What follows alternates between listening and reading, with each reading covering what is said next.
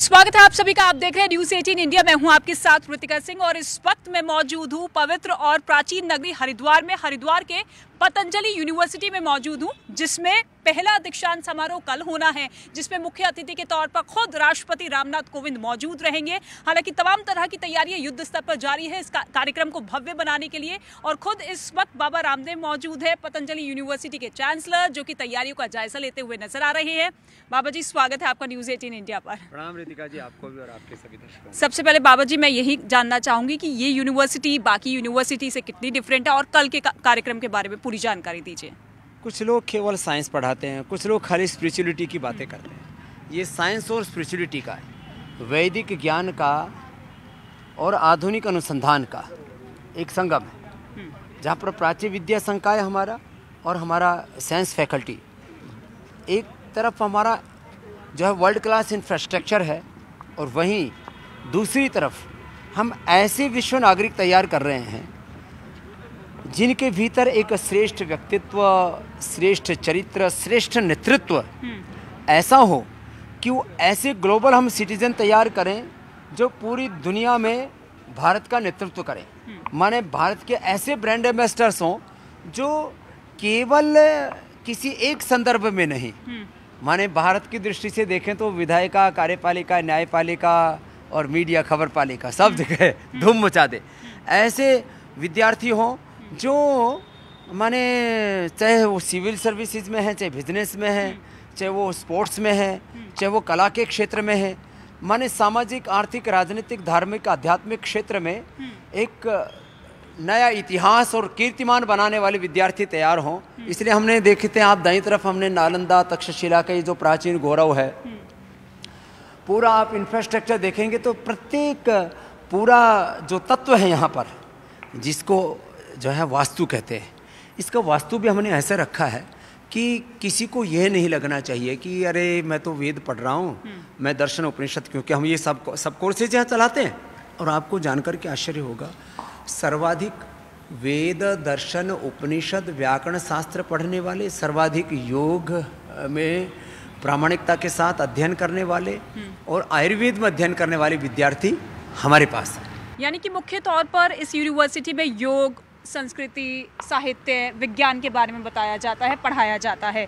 लेकिन बाकी यूनिवर्सिटीज़ को लेकर ये कहा जाता है कि देखिए यहाँ पर फीस स्ट्रक्चर इतना ज़्यादा है तो बच्चे आते नहीं हैं, और किस तरीके से ये यूनिवर्सिटी उन लोगों को करियर वाइज एक ग्रोथ देगी। यदि करियर की बात करें तो हमारे यहाँ पर जो बच्चे हैं उनको मैंने बोला है कि 25-50 हज़ार रुपये से लेकर के 1 लाख रुपये, जैसे आप यहाँ से एक समर्थ स्नातक बनकर के निकलते हैं तो हम आपको देंगे, और खाली देशी नहीं, इंटरनेशनल एक्सपोजर भी देंगे। और जो बच्चे बहुत ही जुझारू हैं, क्योंकि सब बच्चों में एक जैसी प्रतिभा नहीं होती, मैं देखता हूँ कुछ बच्चे सामान्य, कुछ मध्यम और कुछ तो एकदम प्रचंड पुरुषार्थ वाले, एकदम अत्यंत प्रतिभा संपन्न होते हैं। तो ऐसे बच्चों को तो हम चाहेंगे कि वो खुद भी जीवन मंथली 5-10 लाख रुपए कमाएं, माने 25-50 लाख, 1-1 करोड़ रुपए का पैकेज हो उनका, और वो दूसरों को भी जॉब दें। तो ऐसे, अब इसके साथ हमारा पतंजलि वेलनेस का प्रोग्राम है, जिसमें 5000 रोगियों के प्रतिदिन चिकित्सा करने की व्यवस्था है, वो भी इंफ्रास्ट्रक्चर हमारा पूरा तैयार है। इसी के साथ हमारा PRI है, जहाँ पर डायरेक्ट, इनडायरेक्ट, माने उसके जो दूसरे सहयोगी, जो जहाँ पर मैन्युफैक्चरिंग होता है और जहाँ पर रिसर्च होता है, करीब 500 साइंटिस्टों का हमारे पास में इंफ्रास्ट्रक्चर है। फिर इस विश्वविद्यालय में जो बच्चे आएंगे उनकी तैयारी के लिए पतंजलि गुरुकुलम, आचार्य कुलम है, माने नीचे से लेकर के ऊपर तक एजुकेशन का एक ऐसा प्रवाह है जिसमें शिक्षित दीक्षित होकर के कोई भी बच्चा साधारण नहीं, असाधारण, अप्रतिम होगा। बाबा जी, क्योंकि सामान्य तौर पर अगर देखा जाए तो ये जितने भी सब्जेक्ट्स आपने गिनाए वो आर्ट फील्ड का एक तरीके से हिस्सा है, और मौजूदा समय में लोगों का रुझान क्या होता है, IAS, IPS, इंजीनियरिंग की तरफ। तो आप कैसे देखते हैं, एक चैलेंज है ये? देखिए, जहाँ तक बात है मॉडर्न सब्जेक्ट्स की, तो अभी भी हमारे विद्यालय में BMS है, BNYS है, और जो बहुत ही टिपिकल सब्जेक्ट हैं, व्याकरण शास्त्र से लेकर के आयुर्वेद शास्त्र और दूसरे जो हमारे सनातन ज्ञान परंपरा की भी कई ब्रांचेज हैं, वो तो हैं ही सो हैं। जो हमारा अगले साल से जो पतंजलि ग्लोबल यूनिवर्सिटी हम लेकर के आ रहे हैं, जो करीब 1 लाख विद्यार्थियों की क्षमता वाला विश्व का सबसे बड़ा विश्वविद्यालय होगा, और खड़े बड़ा ही नहीं, आकार में नहीं, वह उसमें मेडिकल की, इंजीनियरिंग की, बिजनेस की, लॉ की, और ये जो सारी ब्रांचेज हैं मॉडर्न सब्जेक्ट्स की, ये सारी ब्रांचेज भी होंगी। और लेकिन उसके साथ में माने सारे वर्ल्ड के जितने भी नए विषय हैं, आर्टिफिशियल इंटेलिजेंस से लेकर के और स्पेस साइंस से लेकर के, भूगर्भ विद्या, अंतरिक्ष विद्या से लेकर के, एग्रीकल्चर से लेकर के, कल्चर से लेकर के, और कला, प्रौद्योगिकी, यानी कि हम मानकर चले कि पतंजलि यूनिवर्सिटी की और शाखाएं खुलने वाली हैं। ये तो अभी जो देख रहे हो यही बहुत बड़ा परिसर है। आप जब पीछे तक देखेंगे तो इतना बड़ा इसका विस्तार है कि अभी हम एक कोने में खड़े हुए थे, ये भी करीब आधा किलोमीटर तक फैला हुआ है। और इसके अलावा जो अगला है वो तो मैंने कहा ना, करीब 2000 एकड़ जमीन पर आने वाला है। ये 2 ही मुख्य परिसर हम बना रहे हैं, अभी कोई हर एक स्टेट में इसकी ब्रांचेज नहीं खोल रहे हैं। हाँ, जो हमारा पतंजलि वेलनेस है, माने यहाँ से जो विद्यार्थी पढ़ कर के तैयार होंगे वो एक आरोग्य का नया आंदोलन प्रारंभ करेंगे। अभी पूरी दुनिया में एलोपैथी है, होम्योपैथी है, ये पैथी है, वो पैथी है, तो हमने एक इंटीग्रेटेड पैथी मेडिकल फील्ड में भी हमने तैयार की है, जिसमें जो पूरी दुनिया में कहीं नहीं होता। ऐसी चाहे वो लाइफस्टाइल डिजीज़ है, चाहे वो जेनेटिक डिजीज़ है, या टाइप 1 से लेकर के ankylosing spondylitis, SLE, MS, autoimmune disease जैसे जो क्रिटिकल डिसऑर्डर्स हैं, उसके भी समाधान का, उसके भी परमानेंट क्योर के, ऐसी बीमारियों को जड़ मूल से ख़त्म करने का भी हमने साइंटिफिक रिसर्च, एविडेंस, एक्सपीरियंस और एक एक दवाई को, एक एक प्रैक्टिस को, एक एक थेरेपी को साइंटिफिक वैलिडेशन के साथ स्टैब्लिश किया है। और हमने अक्सर देखा भी है कि चाहे विज्ञान हो या आयुर्वेद हो, प्रतिस्पर्धा ना होते हुए भी प्रतिस्पर्धा होती है, कंपटीशन लेवल रहता है। तो आपको लगता है ये गैप अब कम होगा, ये गैप पटेगा? देखो, बात ये थी कि जो है, जो सो कॉल्ड जो मॉडर्न एजुकेशन में पढ़े हुए थे वो अपने प्राचीन को गौरव नहीं देते थे, और जो प्राचीन परंपराओं में जो शिक्षित दीक्षित थे, जैसे हम लोग भी गुरुकुल में पढ़े हुए हैं, पहले गवर्नमेंट स्कूल में पढ़े, बाद में गुरुकुल में पढ़े, तो जो स्पिरिचुअलिटी में जी रहे थे वो लोग साइंस को गौरव नहीं देते। इसलिए मैंने आपको पहला ही वाक्य बोला था, ये साइंस और स्पिरिचुअलिटी का संगम होगा। तो हम ये जो दूरियां हैं भौतिकवाद और अध्यात्मवाद में, इन दूरियों को पाटने का काम करेंगे यहाँ से। और आप यहाँ के इंफ्रास्ट्रक्चर और कैरेक्टर में कदम कदम पर उन चीज़ों को आप देखते हैं, वो आप यहाँ पर भी देख रहे हैं। अब इतना बड़ा ऑडिटोरियम, इतना व्यवस्थित, इतना सुंदर, इतना भव्य, जैसे ही एक कैमरामैन ऊपर से नीचे तक पूरा घुमाता है तो देखने को मिलता है कि भाई ये तो हमने पहली बार देखा है किसी यूनिवर्सिटी में। और ये सच है। बात इसकी नहीं है कि हमारे पास में वैभव है, हम उसका कोई प्रदर्शन कर रहे हैं, बल्कि बात ये है कि हम अपनी निजता को गौरव देना चाहते हैं। लोग क्या कहते थे, योग को, आयुर्वेद को, सनातन संस्कृति को, अपनी वैदिक ज्ञान परंपरा को, अपने मूल्यों को, इनको लोग दरिद्रता का प्रतीक समझते थे। हमने कहा ये दरिद्रता का प्रतीक नहीं है, यहाँ परम वैभव है।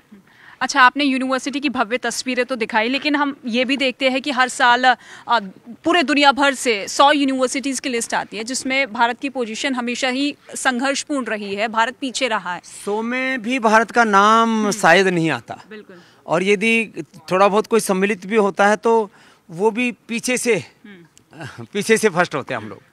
हम आने वाले 10-20 वर्षों तक, ये 1-2 वर्ष का काम नहीं है, हम आने वाले, मैंने कहा 2025 तक तो हम पतंजलि का जो पतंजलि ग्लोबल यूनिवर्सिटी जो हमारा 1 लाख विद्यार्थियों की कैपेसिटी का जो परिसर बनाने का, उसको भी हम पूरा कर देंगे। और 2025 तक हम उसको राष्ट्र की सेवा में समर्पित कर देंगे। और हमारा ये सपना होगा, संकल्प होगा कि हम वर्ल्ड के टॉप 100 में नहीं, टॉप 10 में हों।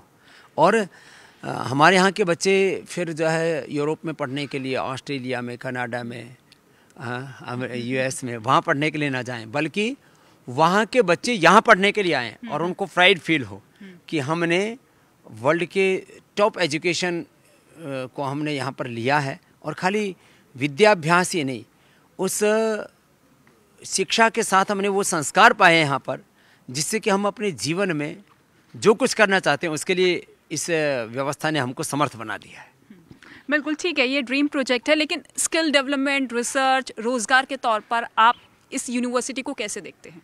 हमारा एक भी बालक बेरोजगार नहीं हो सकता, क्योंकि जो हम यहाँ उसको शिक्षा दीक्षा दे रहे हैं। जैसे स्वामी रामदेव, पहले साधुओं को क्या बोला जाता था? पलायनवादी। क्या बोला जाता था? अरे बोले भीख मांगने वाले। तो आज स्वामी रामदेव ने, आचार्य बालकृष्ण ने, पतंजलि ने 5 लाख से ज़्यादा लोगों को रोजगार दे दिया। तो हमारे यहाँ का जो बालक पढ़ा हुआ है वो चलो 5 लाख को नहीं देगा तो 5,000 को तो देगा, 500 को तो देगा। तो वो राष्ट्र निर्माण में अपनी एक बड़ी भूमिका निभाएगा। और जो हमारा सपना है भारत को परम वैभवशाली जगत गुरु, विश्व गुरु बनाने का, सामाजिक, आर्थिक, आध्यात्मिक, राजनीतिक, सभी सांस्कृतिक दृष्टि से भारत पूरे विश्व का नेतृत्व करे, उस श्रृंखला में पतंजलि विश्वविद्यालय के छात्र एक बड़ी भूमिका निभाएंगे। और हमने देखा भी है कि पतंजलि अपने आप में एक बहुत बड़ा ब्रांड बन चुका है और पतंजलि खुद एक स्वदेशी कंपनी के तौर पर देखा जाता है, जिसे ये मानकर चला जाता है कि देखिए कई विदेशी कंपनियों को सीधे तौर पर टक्कर दे रहा है। तो ऐसे में पतंजलि यूनिवर्सिटी कितनी विदेशी कंपनियों को या कितनी विदेशी यूनिवर्सिटीज़ को टक्कर देगी? अब देखिए, पतंजलि प्रेरणा है आत्मनिर्भर भारत की। पतंजलि प्रेरणा है, एक रोल मॉडल है, आइकॉन है स्वावलंबन का, स्वदेशी का, आत्मगौरव का, स्वाभिमान का। तो ये पतंजलि विश्वविद्यालय भी अब शिक्षा के क्षेत्र में, एजुकेशन के फील्ड में, और केवल एजुकेशन ही नहीं, health, research, environment, agriculture, industry, management, business, ये एजुकेशन खाली आप वहाँ पर कुछ अक्षर ज्ञान नहीं देते हैं। जब तक आपका नॉलेज, आपका एक्सपीरियंस, आपकी रिसर्च वेल्थ में कन्वर्ट नहीं होती, तब तक वो शिक्षा निरर्थक है। तो हमारे यहाँ पर जो विद्यार्थी शिक्षा पा रहे हैं और पाएंगे, वो अपनी नॉलेज को वेल्थ में कन्वर्ट करके भारत को परम वैभवशाली बनाएंगे। और पतंजलि विश्वविद्यालय ही नहीं, वो भारत का प्रतिनिधित्व विश्व में करते हुए भारत का गौरव बढ़ाएंगे। मैं ये वाक्य देता हूँ पहले ही दिन दीक्षा में। मैं एक व्यक्ति नहीं हूँ, मैं संपूर्ण राष्ट्र का प्रतिनिधि हूँ। मैं भगवान का अंश हूँ, मैं ऋषियों का वंश हूँ। और इन्हीं संस्कारों के साथ अपनी संस्कृति के शिखर आरोहण हमें चढ़ना है। माने मात्र एक थॉट प्रोसेस नहीं है, मात्र खाली ये अक्षर ज्ञान नहीं है। माने ये शिक्षा दीक्षा तो मनुष्य के भीतर जो अनंत प्रतिभाएं हैं उनके जागरण का एक अनुष्ठान है। स्वयं को जानो, स्वयं को जगाओ और अपनी शक्तियों को सही दिशा में लगाओ। माने शिक्षा मात्र अक्षर बोध नहीं है। एक व्यक्ति के पिंड में सारा ब्रह्मांड समाहित है। आज जो भी दुनिया में श्रेष्ठ प्रतिभाओं को, अलग अलग सोशल, पॉलिटिकल, इकोनॉमिक, रिलीजियस, अलग अलग लीडरशिप को आप देखते हो, हैं कौन? है तो एक आदमी।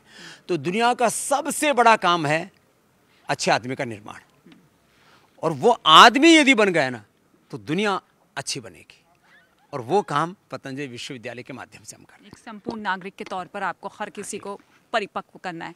लेकिन कल के कार्यक्रम के बारे में अगर मैं जानना चाहूँ तो कल के बारे में बताइए। कुल कितने स्टूडेंट्स रहेंगे, कितने मेधावी छात्रों को कल डिग्री दी जाएगी, क्या कुछ कार्यक्रम रहेगा कल? कल जो है राष्ट्रपति जी के हाथों तो प्रतीकात्मक रूप से 10-12 विद्यार्थियों को ही डिग्री, जो गोल्ड मेडलिस्ट हैं, जिन्होंने PhDयाँ की हैं, उनको दी जाएंगी। बाकी यहाँ पर 1000 से ज़्यादा तो हमारे वर्तमान, बाकी 1000 से अधिक जो पूर्व के छात्र हैं, क्योंकि बहुत कम समय मिला था। तो ये जो ऑडिटोरियम है ये पूरा भरा हुआ मिलेगा। इसके पीछे 2000 की कैपेसिटी बाहर की तरफ है, वो पूरी भरी रहेगी। और जो यहाँ भी नहीं समाएंगे तो हमारा एक और हॉल है, वहाँ पर स्क्रीन लगा करके करीब कल के कार्यक्रम में लगभग 4-5 हज़ार विद्यार्थी सहभागी होंगे। बहुत बहुत शुक्रिया बाबा रामदेव जी हमसे बातचीत करने के लिए।